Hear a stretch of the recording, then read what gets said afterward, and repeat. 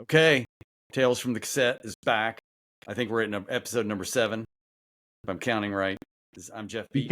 counted incorrectly last time. Did I? Okay. Yeah, you missed an episode. All right. So just add 1 to whatever you said last time. Okay. All right. Well, whatever. They're all good, so I'm losing track. I'm Jeff Beach. I'm Joey Graves. All right, and we are back again with a new episode. And tonight we're diving into something a little more difficult. We're getting into the science of it all and the bands that probably should have been bigger, and maybe why they weren't. And Joey is going to be much better at this than me because he lived this in college. Every time he showed me a band, it was a band that should have been bigger. So this is he's going to carry this episode tonight. So what he's actually saying there is that I used to like a lot of bands that were not liked by the majority of the people. but not liked by a majority of the people, but usually it was like, why don't you go buy this CD? Why don't you go buy this? Okay. How's your week going before we get started? Well, just getting over COVID. Mm-hmm. Shared it with my family. Nice. Now they're suffering through it right now. Mm-hmm. They're on their way out of it, though, so everything's good. Good. All right. I voted today. I went by to go vote, and the line was too long. 30 minutes for me. Not too bad. Oh, that's not too bad. Not too bad. I'll probably try to do it tomorrow. Yeah. Very efficient in the state of Kentucky. Well, they're pretty good in Ohio as well. But I mean, they're behind, though, because I voted. It was between Reagan and Carter. So. You've been using that joke all day, or what? I know. That's the first time I used it. I did think of it earlier, though. There was something else I was going to say as well. I can't remember what it was. I'll think of it during our show. But we're going to talk about bands that should have been bigger. It's wide ranging. As I was doing research on this, I mean, it could go all over the place. It's like, okay, bands that were maybe popular, but maybe should have been more than popular, like some of the biggest bands in the world, to, they could have been, like we've talked about Night Ranger in the past. So why is Night Ranger not as big as like a Journey right now when they tour? We talked, we had a whole Kiss show. Why is Kiss not as big as Bon Jovi? That kind of stuff. Well, we've talked about several bands and like Lil N X. We had a conversation about Lil N X. Yes.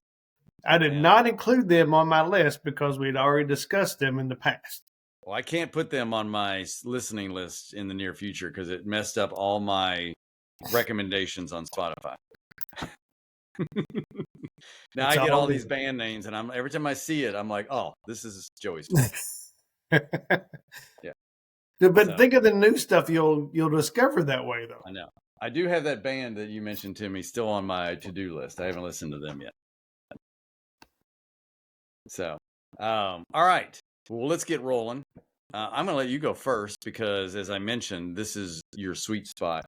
And I want to hear some of the bands. And I have bands to add in as well. I've got a list here that we'll mix in, sort of in the same ranges that we just mentioned, as some, why weren't they bigger than some of the other bands during their time, to what happened to them. But I'm going to let you go first. Well, I'm going to choose one that may be surprising to a lot of people.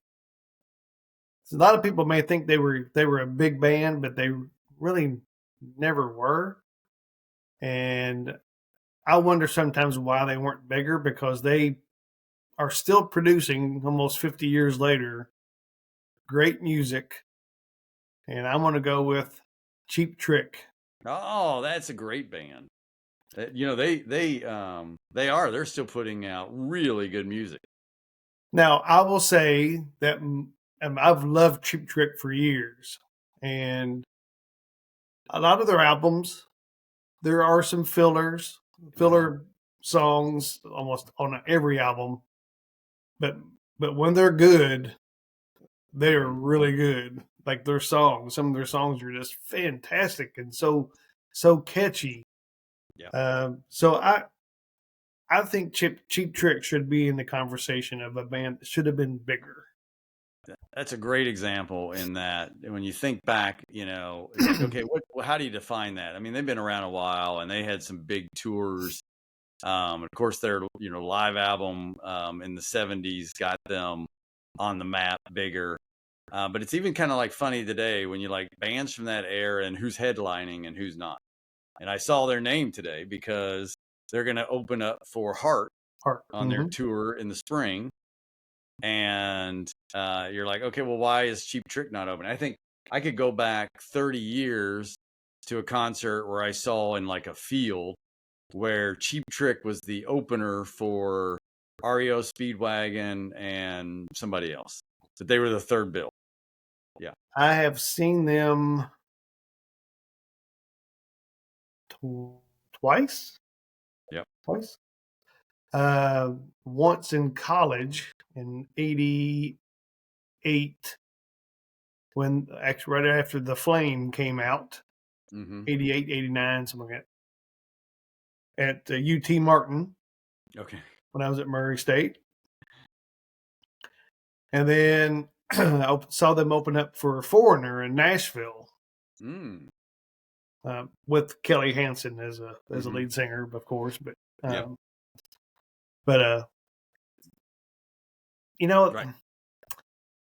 don't know if maybe in the '70s live was the best way to experience Cheap Trick. Yeah, maybe so. But the two that I attended, I don't know if live was in the '80s. Late '80s, and then about 2016, maybe when I saw them. I don't think they were very good live. Well, it's funny because they're out now, and I remember I did see them with the REO, and I saw them open. I think I saw them open for Journey one time, and it's interesting. So you mentioned Foreigner, you saw them with them. So Foreigner was inducted to Hall of Fame this year. Cheap Trick was inducted in the Hall of Fame back in '16. And so, but when the the sort of the levels is like some from bands from that era, Styx, Foreigner, all of that, they don't seem to be on that same, even though they probably have put out in terms of quantity more music than any of those bands. Right. Yeah. Now their last album, In Another World, came out in 21, and you were talking about some of their filler albums and all that. That is a good album if you haven't listened to it. Right.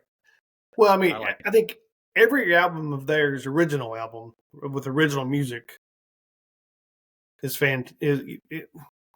If there's 10 songs on the album, there are going to be at least 3 to 4 that are filler. Yeah. But those others 5 or 6 are going to be fantastic songs. Yeah. And that's that's my experience with Cheap Trick. So yeah, and the key to them is, I think, their vocalist and their lead guitarist have been together the whole time. Yeah. Yeah. So you've had Rick Nielsen, Robin Zander have held that together. And that's why it's very consistent year to year, album to album. Of course, Tom Peterson, he left the bassist. He left for a while in the '80s, and then he came back, and he's been back ever since. So. Right. Yeah, and then they've kind of got the touring things, and it seems like some of the old members get along with them. So I do like them. Their album came out during COVID when I was just listening to a lot of music, and very good, In Another World. All right, your turn. All right, my turn. All right, I'm gonna skip around for different things, and since you went with that one, I'm gonna go with another band from that era that came out, and so this band came out in the early '80s. And they were actually formed like right around '79, but they were big in the '80s, and they had some monster albums during the '80s, and then they just sort of fell off the map after that, and that was Loverboy. Same era, monster albums. I mean, multi-platinum albums. They had, Lucky Ones, sold over 4 million albums at that time. Band out of Canada. It's interesting. 3 of the bands that I have on my list, if we get to them all today, are from Canada. I don't know if that's a trend or what's going on there. But we've talked several times about bands from Canada. So yeah. I mean, they were their early days in some of their early albums, and you could kind of see it coming. If you compare them to like a band of Journey, and then you had an album, and then you had another album, and then they got Get Lucky, which had all these monster songs on them, and then they came out with sort of what would be the album that might skyrocket them, and it didn't really do anything. And that was the album that came out in '84 with Loving Every Minute of It, which had a couple good songs on it, but it didn't have the carryover from like Get Lucky and the songs that, were basically, you could play that entire album from start to finish. And that would have been, that was like the time. I mean, because Loving Every Minute of It was a video that was played on MTV a lot. They had a big song from Top Gun, Heaven in Your Eyes. I don't know if that killed it or I don't know. I don't know what that did, but it's interesting is that, as big as they were in like '83 leading into '84, and you were like, okay, this would be the album that would take off with them. It did not. And then they were kind of done. But they're still around. They still tour. They're still on those touring lists with Cheap Trick and REO and some of those, and they open. But they just never hit that level that it looked like they were going to hit around '83. Sure, that's a good choice as well. Yeah, I mean, they had Working for the Weekend, When It's that whole album. That album is fantastic from start to finish, just great. They won 6 Juno Awards, since we're talking Canada, that year. It's a record, according to Wikipedia, record that still stands today. So, and then it was done. They actually released another album before the '84 one, Keep It Up, and they had Hot Girls in Love, but it wasn't as big, and they kind of peaked, and then they were down, and now they just kind of hovered out from here and out. They still put out a little bit of new music, not a ton. It's okay. They don't really like as their albums went into the later '80s. It's most of it's forgettable.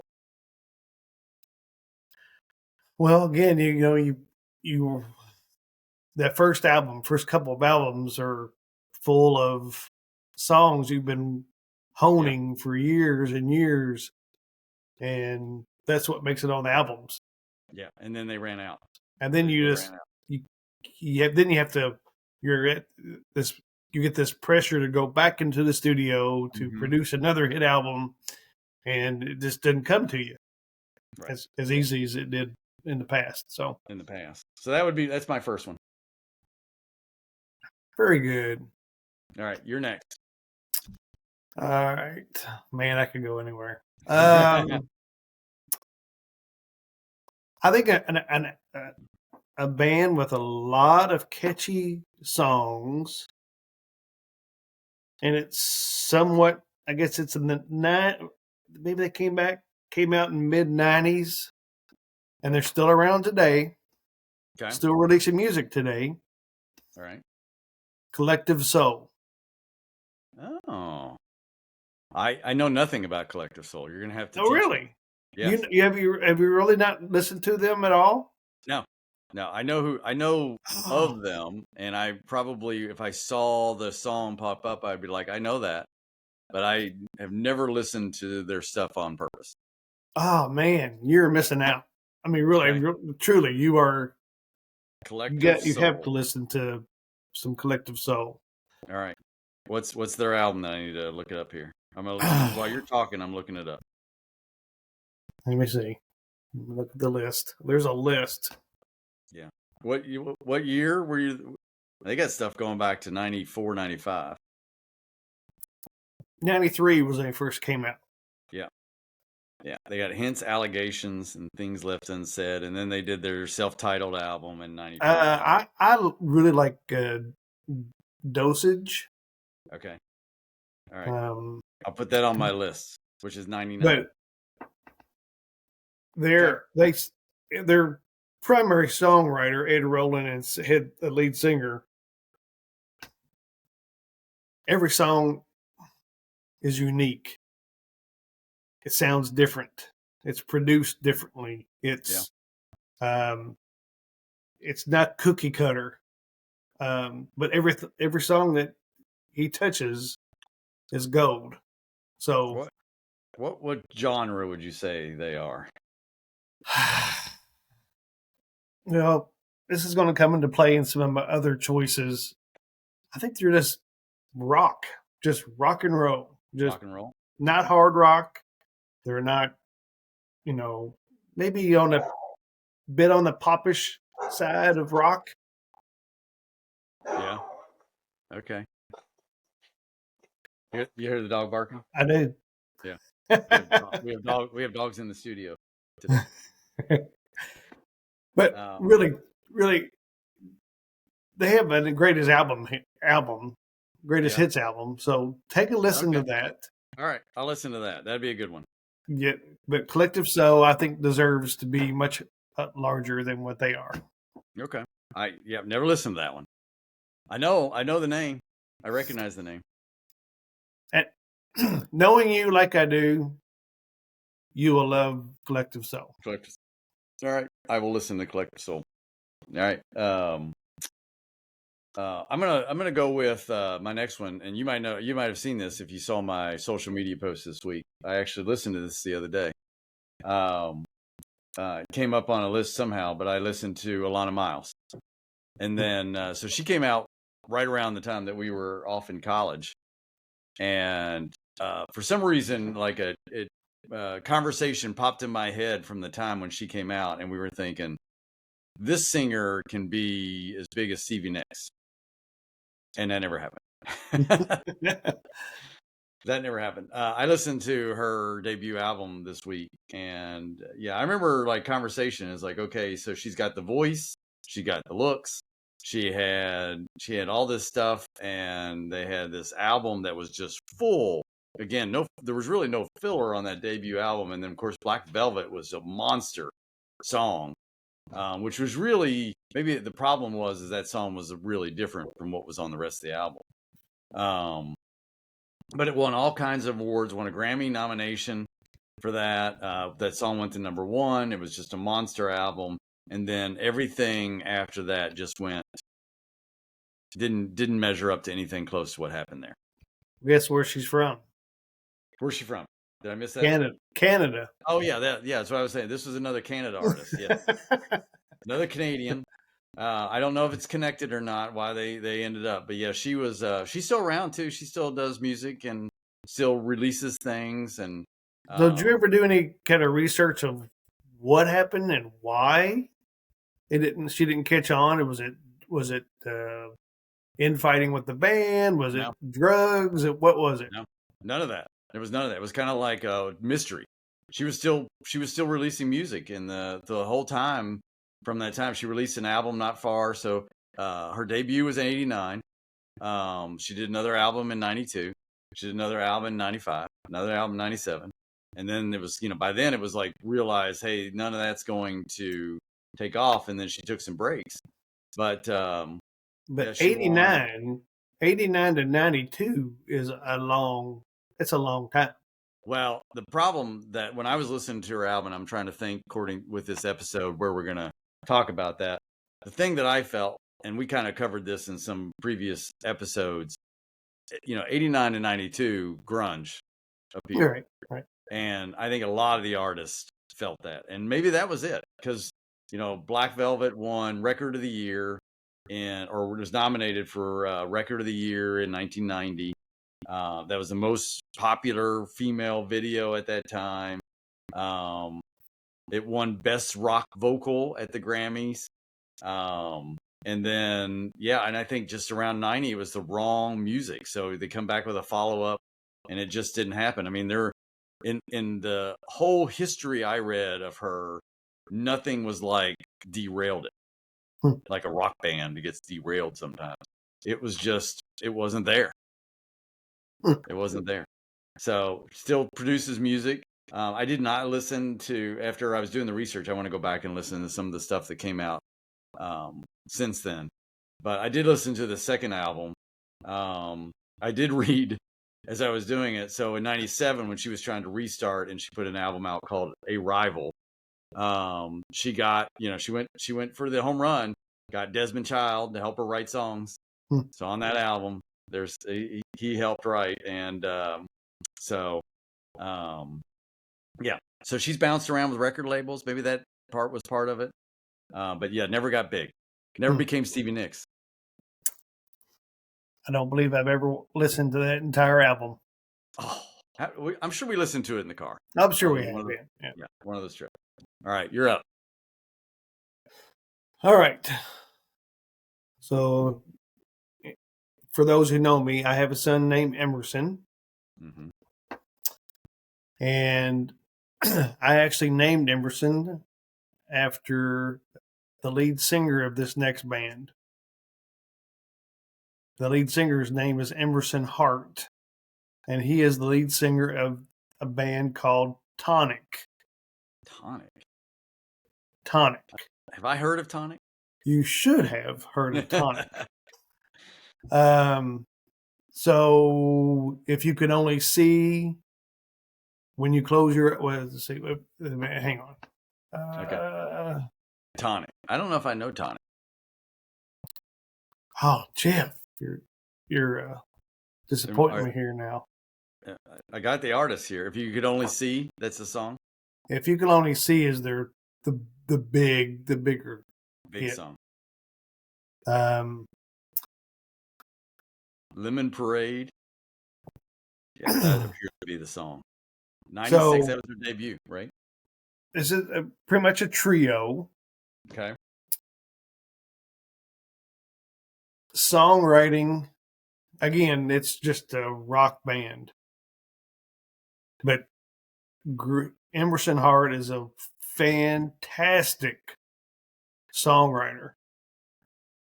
He's written a lot of songs for country stars. He lives in Nashville. If I play this song after we're done, will I recognize it? Yes. I will. Okay. Yeah. You'll play it here. You'll instantly recognize it. Okay. Yeah, I play it here, but we probably get copyright infringement. I don't want to do that. You've heard it hundreds of times.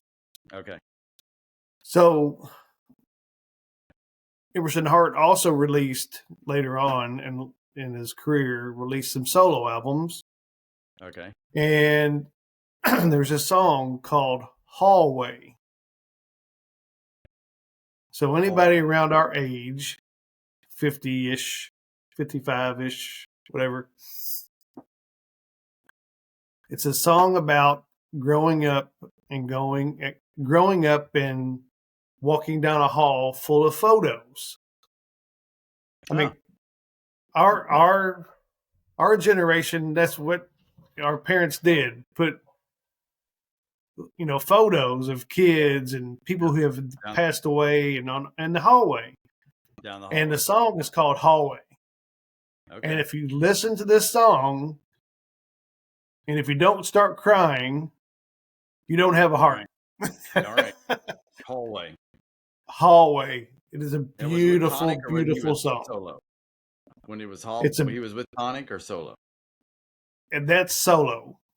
That's solo. Okay. I think it's on his second solo album. Okay. You're branching out. But you got all this stuff I don't know. Yep. Tonic, man. Every album of theirs is top notch, good from beginning to end. All right. Tonic. I got that on my list now too. Expanding my playlist. All right. You should. Can I stay in Canada one more time? You can.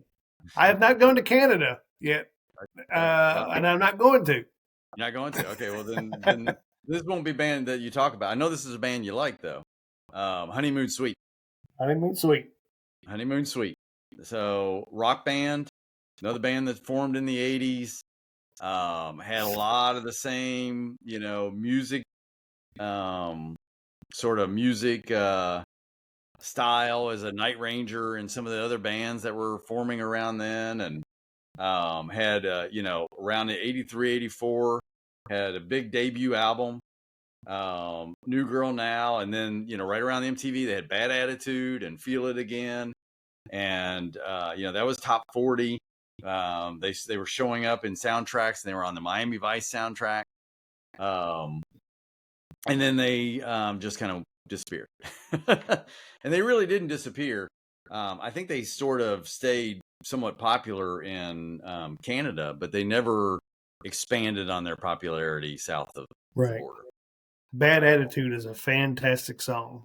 That whole album is really good song. That album is really good. I still love listening to that album. It was an album I listened to back in that day, and I love all the songs on it. They've got really cool things, and they mixed up instruments you don't hear on rock albums, and I really enjoy that. I've tried, because I like them so much, I've tried to listen to some of their other albums, and I listened to what album was it? I listened to an album recently. They did a re-release of Clifton Hill, which is one of their really popular albums in Canada, and I didn't like it. I didn't like it. So I didn't like it compared to what I liked in the other stuff. So, but they just never got to be very big. But it was funny today because I knew we were talking about this, so I saved this when I saw it because they announced a concert tour. So they're on tour coming up. Yeah, it's all Canadian dates. Yeah, it's all Canada. So if you want to go to Canada, we can see them. But they're touring with A Flock of Seagulls, Men Without Hats, and Spoons. I don't know who Spoons is. I have no Spoon. Yeah, but it's called the 80s Club Tour with Honeymoon Suite headlining. And so the closest I think they'll get to us is Hamilton, Ontario, which I think is close to Detroit or Toronto. We could go there. Where's what date is the Hamilton date? November 22nd. Wow.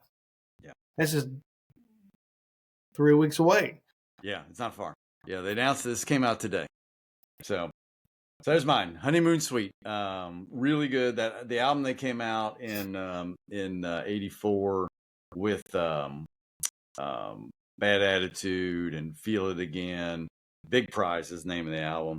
Bruce Fairbairn produced it, which on a couple of the other bands that I talked about earlier tonight, including Loverboy, that he did their stuff. Bad Attitude was featured during Miami Vice, in case you're hearkening back to watching that on a Friday night. All right, your choice. I'm going to stay in the same genre as Tonic. Okay. And a band that I have recommended to you to listen to several weeks ago. Okay, do I have them on my list? Oh, is this the one you told me about? Yep. This is it's Vertical Horizon. Oh yeah. Yep. Again. Yeah, I got them on the list, I think. Yep. And I had the pleasure of actually seeing Vertical Horizon and Tonic co-headline a night in Nashville. It was fantastic. Co-headline? Yeah, they were the same amount of time. Who did they co-headline with? No, they co-headline with each other. Oh, Tonic and Vertical Horizon. Tonic and Vertical Horizon, okay. Yes. And live, they're fantastic. And I had seen Vertical Horizon years ago at Bellarmine University in Louisville. Nice. Great band. Was sorely overlooked. They just produce catchy songs. He's a great singer. Matt Scannell is the lead singer, the songwriter.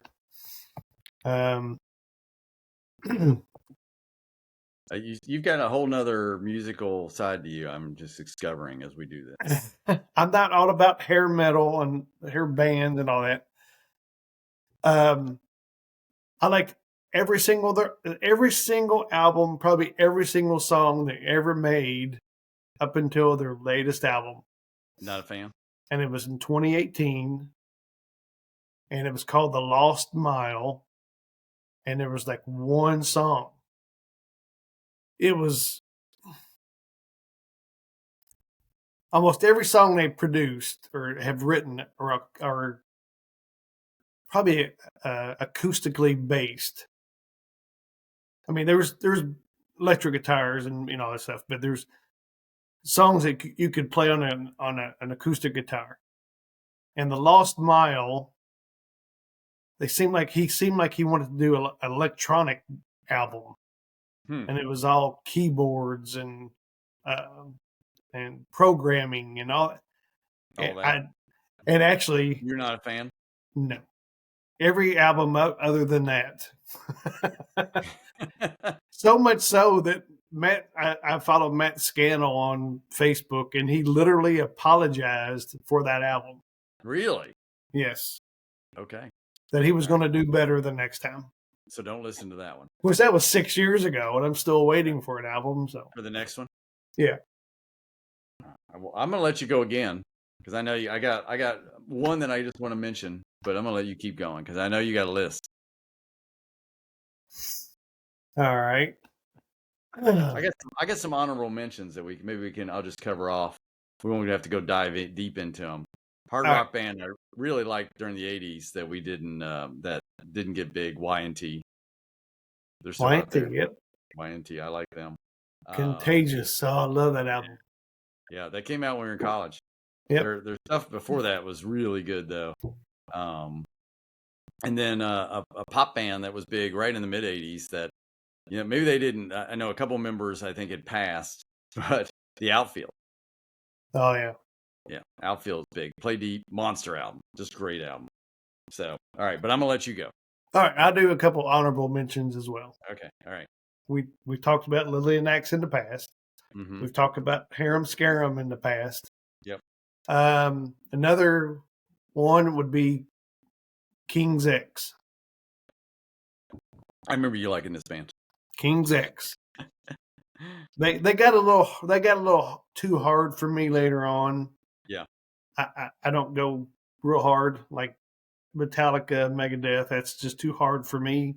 Iron Maiden, too hard. I like something with a melody. And early King's X is fantastic. I'm pretty sure this is one of the bands along the way. We're in college sometime, and you're like, "Why don't you go buy that?" Like, why don't you buy it? You're like, why don't you go buy that? That's good. You need to buy that. I mean, go listen to Out of the Silent Planet and Gretchen Goes to Nebraska. Those two songs, and then Faith, Hope, Love. All right. Those three albums are great albums. You're gonna mess up my playlist again. Yes, now this is an honorable. These are honorable mentions. All right. Well, give me another honorable mention. Another one.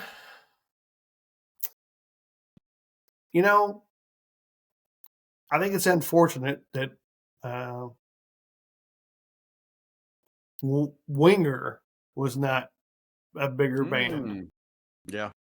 Pretty boy band. Pretty boys, but very, very talented musicians. Uh-huh. And got caught up in the MTV. Yeah. What's the cartoon name?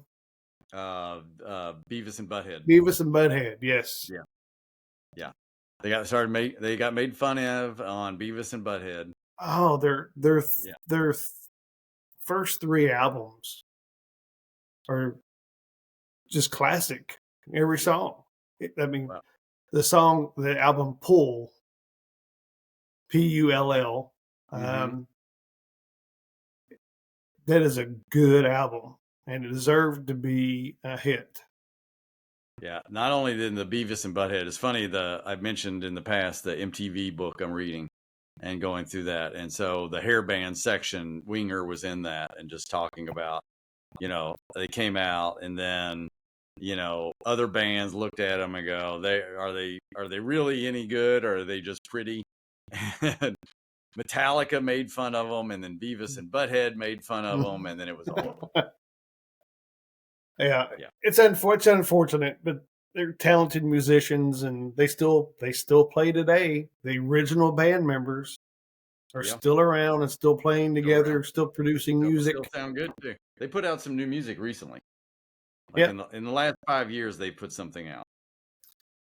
But I will say one thing that I find troubling in the music, the bands that are still around that we liked back then. The music they're producing now is a bit harder and less melodic than it was back then. You know, Striper, it's like they come out with some hard stuff now. Winger is probably a little harder edged than it used to be. Give me some melody. Give me something to hum along to. You know, that's what I want. Now go listen to Proud Desperado off Winger's last album, which came out last year. It's a good song. Yeah, it's a good song. It's a good album. I listened to it. Yep. Oh, all right. You got another honorable mention? Another honorable mention.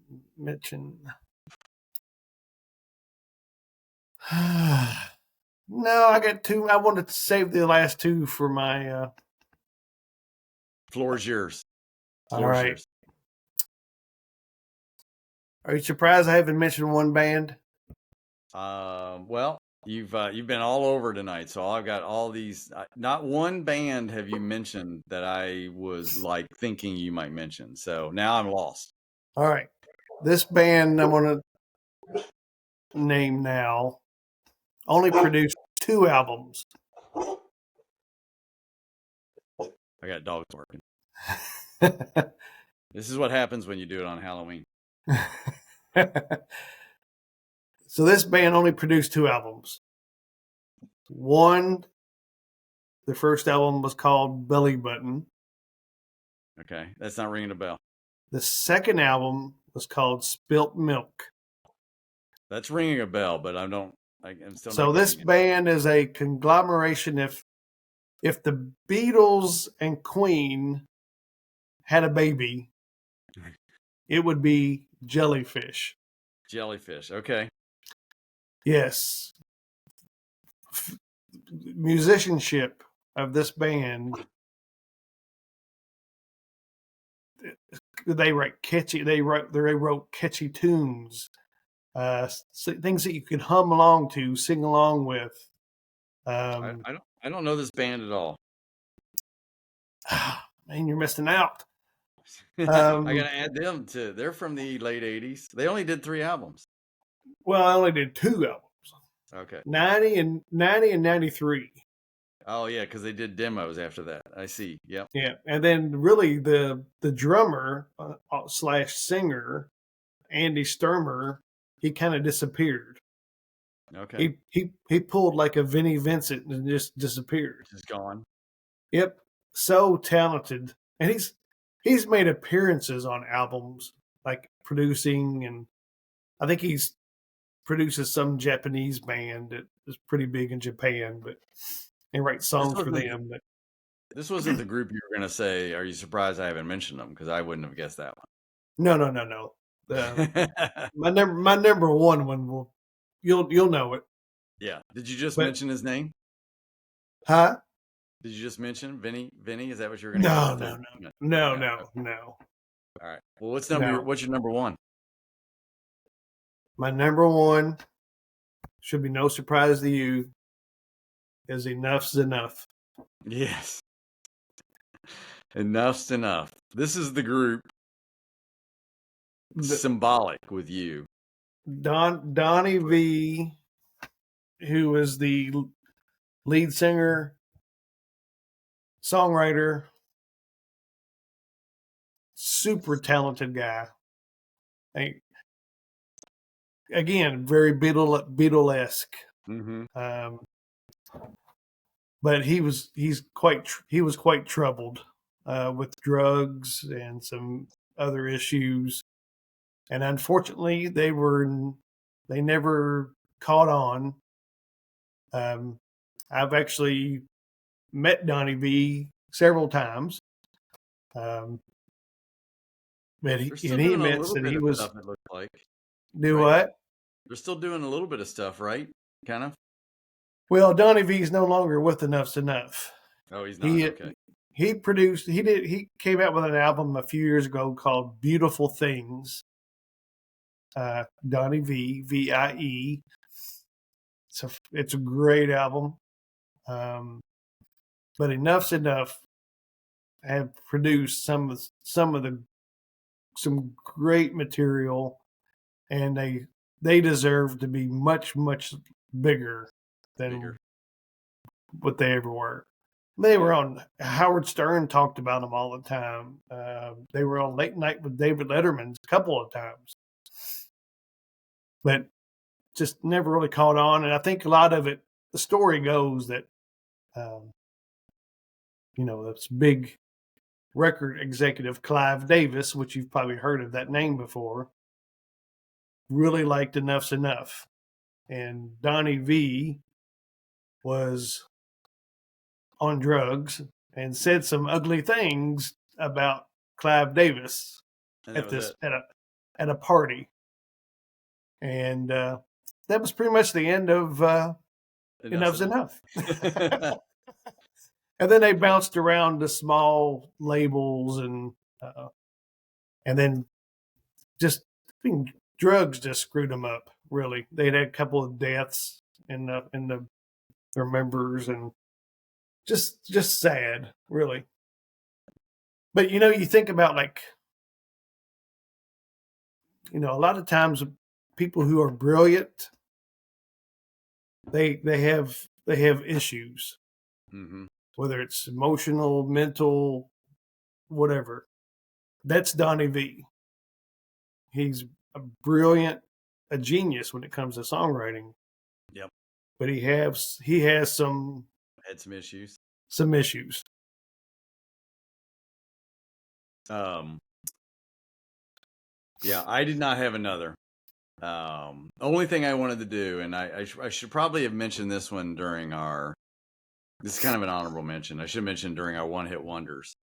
But I love listening to this album, and so I still pull it up on my album list to listen to sometimes, is Sheriff's album. Yeah. So which is pretty funny because, they had the song When I'm With You, which became a number one hit 7 years after they released it.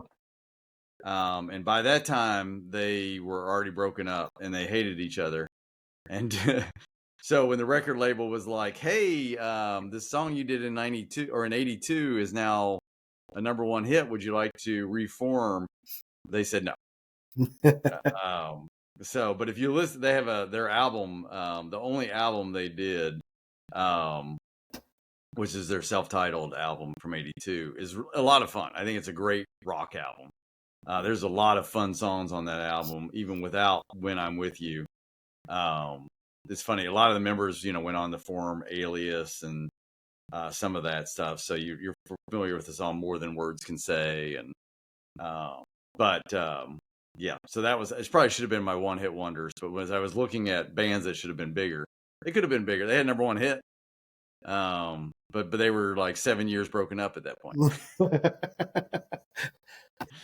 So there was right around that time, there was the Sheriff, Alias, The Storm.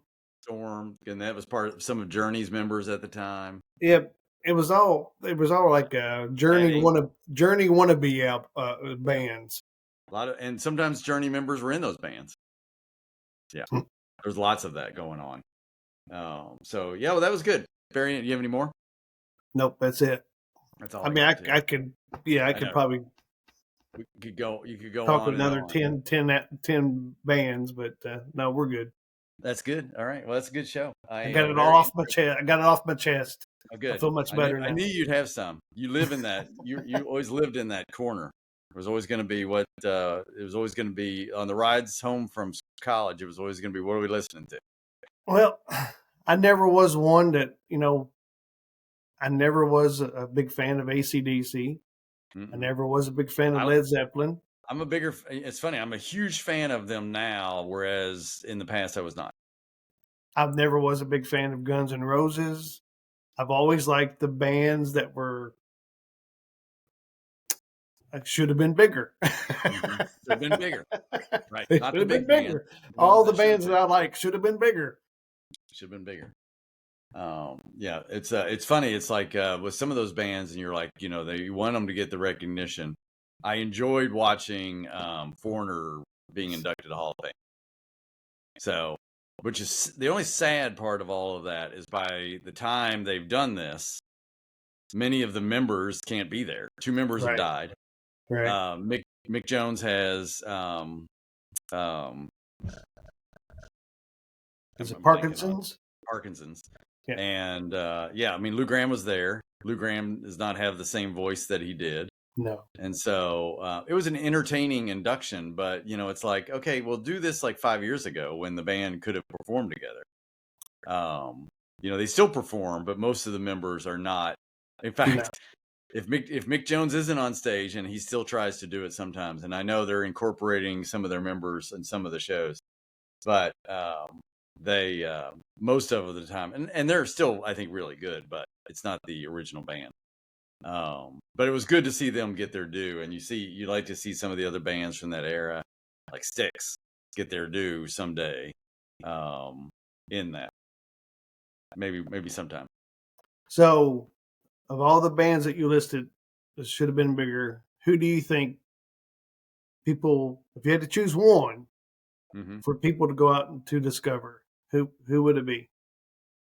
Of all the bands that you and I both mentioned? That you chose, and I'll do mine. To go listen to. Just one band that you really hope listeners go out and discover. Well, I think the one with like more of a library would be Honeymoon Suite. But I think if you want like one album to go listen to, it would be between, if you want a really entertaining 80s album, you go listen to Loverboys Get Lucky all the way through. Yeah. And if you want an album you probably don't know very well, but you want to hear some really good songs, you go listen to Lana Miles' album. You probably know one song, and then the rest of it will be really good. What about you? I'm going to have to go with Vertical Horizon. Okay. Same album you gave me, right? That's on my playlist? Yeah, but I was listening to two other albums today from them, and I may change my mind. You might want to listen to the album Go. Which one did you give me? Go on my list here while you're telling me that. I gave you. I can look. You gave me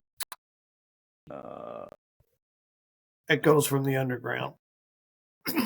I gave you Echoes from the Underground. Yeah. Yes, you did. Okay. Which was the album before the stupid album called The Lost Mile. Lost Mile. Okay. And that's why I was so excited about when The Lost Mile was coming out. I was like, yes, another album because this one's so good. No. Right. I'm listening to Go. Go and Echoes from the Underground. Okay. I can do that. And you know a couple of Vertical Horizon songs, but they were earlier. Yep. Everything You Want. You're a God. Best I Ever Had. I got to get better at posting when I'm doing my walks each day that I listen to an album, and then you'd see some of these. So my last 2 days, I listened yesterday, and I haven't posted yet. I listened to Whitesnake's album from 85, 86. That's a great album. And today I listened to a fun album. I listened to VOA from Sammy Hagar. Sammy Hagar, yep. Yeah, that was a good album too. He has a song on there, and when I was listening to it, I don't know that I ever heard it before. When I was listening to it, and I'm like, is he really saying that? And he's got a song on there called "Dick in the Dirt," and that's exactly what it is. So I had to pull my phone out of my pocket to look and see what the title of the song was, because I'm listening to it. I'm like, what is he saying? Am I hearing this right? What is he saying? And that's what he was saying. Yeah, that's what he was saying. So, but yeah, I'll start posting those so we can, you see my listening habits. Well, I want to see Vertical Horizon on your post. Maybe tomorrow. See if I get good weather tomorrow. I'll listen to that. All right. All right. Okay. No, we don't have we don't have an option for our next one yet, but we'll try to get back in the next couple of weeks and have another episode. We went long today. We We had a did. lot to talk about. That's okay though. We can do that every now and then. The audience demands it. So, all right. Well, it was good catching up. Glad you're healthy again.